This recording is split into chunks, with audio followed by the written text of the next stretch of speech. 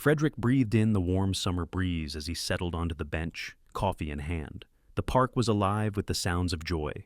Children squealing in delight, parents calling out warnings, the rhythmic thud of sneakers hitting pavement.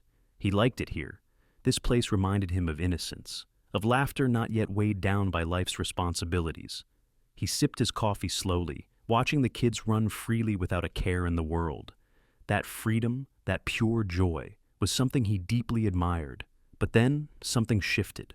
Frederick's gaze landed on a young woman sitting across the park. She looked tense, her eyes glued to her phone screen, completely tuned out. On her lap sat a small boy, no more than 2, restless and squirming. The child looked thin, frail even, and clearly desperate to join the other children playing. "Don't go too far, Jared," the woman said flatly, finally letting him slide off her lap.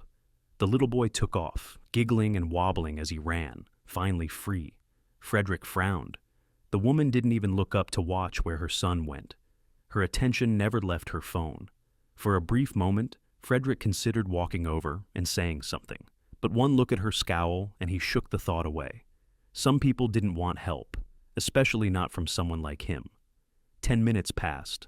Frederick decided to stretch his legs before heading back to work. As he walked past the park's small swimming pool, he heard a splash, a loud one, then shrieks, not the fun kind, panic. Instinct kicked in. Frederick spun around and bolted toward the pool. A crowd was forming, but he pushed through and froze. There, in the middle of the pool, teenage kids were struggling to pull a small, limp body out of the water. It was Jared. Frederick's heart dropped. The boy had fallen in, and no one had seen it until it was nearly too late. Without hesitation, Frederick dropped to his knees, took the boy from the teens, and began CPR. Time blurred. All he could hear was his own breath, the beat of his heart, and the desperate will to keep the boy alive. Then, finally, coughing, water, gasping. Jared was alive. Frederick let out a shaky breath and wrapped his jacket around the boy. The crowd around them erupted into relieved applause, but Frederick's eyes were scanning. Where was the mother? She didn't come running. She didn't even seem to notice. Eventually, Frederick spotted her, chatting and laughing with a friend like nothing had happened. Rage bubbled in his chest. He marched toward her, Jared still in his arms. When the woman, Stacy, finally noticed, her smile faded. But not because her son was soaking wet or had nearly drowned. No, because a black man was holding him. "What are you doing with my son?" she snapped, yanking Jared from his arms. Frederick's jaw tightened. "Your son almost drowned while you were over here, too busy laughing to even know he was gone." Stacy rolled her eyes and scoffed. "Spare me the lecture. I don't need parenting advice from you." And then she said it, loud, clear, venomous. "You people are always playing the hero. Stay away from my son. You don't belong near him." Frederick was stunned, not just by the racism, but by the ignorance, the cruelty, the thanklessness. He watched her walk away, her friend cackling beside her, and he stood there, soaking wet, heart heavy. Not because of the insult, but because a child was in the hands of someone so careless. Back at work, Frederick couldn't shake the image. That kid so small, so helpless, raised by someone who didn't even seem to care. Stacy, meanwhile, was shaken too, but not in the same way. Her guilt gnawed at her, though pride kept her from admitting it. She loved Jared in her own way, obsessively, desperately. And the idea of losing him, truly losing him, scared her more than she could say. She remembered what her life used to be, the fights, the chaos, the broken dreams. She and Mike had been college sweethearts. He came from money, she came from rebellion. When she dropped out, she moved in with him. Clinging to the safety his world provided, they married young. Then came Jared. But after Jared was born, everything fell apart. Mike grew distant.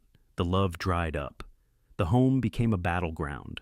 Alcohol, screaming, late nights. And eventually, divorce.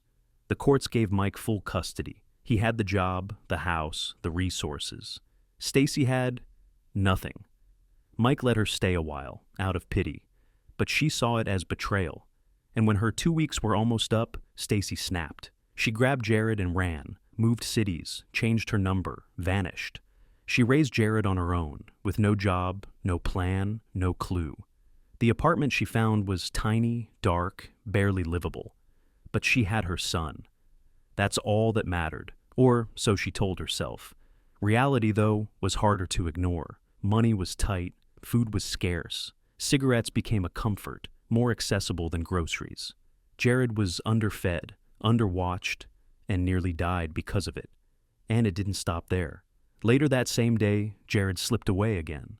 Stacy was lost in thought, and he wandered into the street. A screech of tires, screams. A woman slammed on the brakes, missing him by inches.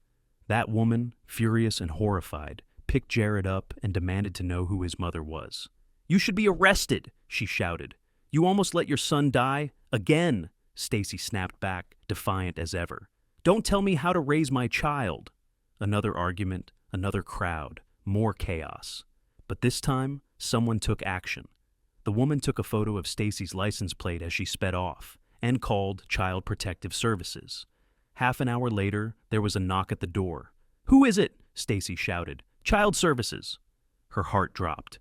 When she opened the door, she froze. It was Frederick, of all people.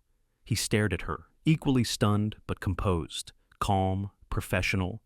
He showed his badge, his warrant, and then he saw the inside of her home. The mess, the filth, the empty fridge, the cigarette stench, the pale child with tired eyes. It confirmed everything. "I'll file the report," he said quietly. "We'll be in touch." Stacy dropped to her knees, begging him not to, pleading, crying. But it was too late. Frederick left, but he wasn't done. He dug deeper, pulled records, did background checks. And what he found shocked even him. Stacy hadn't just been negligent. She'd kidnapped Jared during a custody dispute, fled the city, lied to authorities. And worse, there were traces of drug use in her past that she had covered up. Frederick handed over the evidence. Jared was removed from Stacy's custody, reunited with his father, and Stacy, she was arrested, charged, and left behind bars to sit with her regrets. She had mocked a man for the color of his skin, only to discover that he was the only one who had ever truly protected her son. The final twist of fate, the man she hated, was the one who saved her child. Twice. Racism and pride can blind us to the very people who are trying to help. And neglect, no matter how deeply buried in excuses, always has consequences. Let us know your thoughts in the comments. And don't forget to subscribe for more real-life stories that hit where it matters.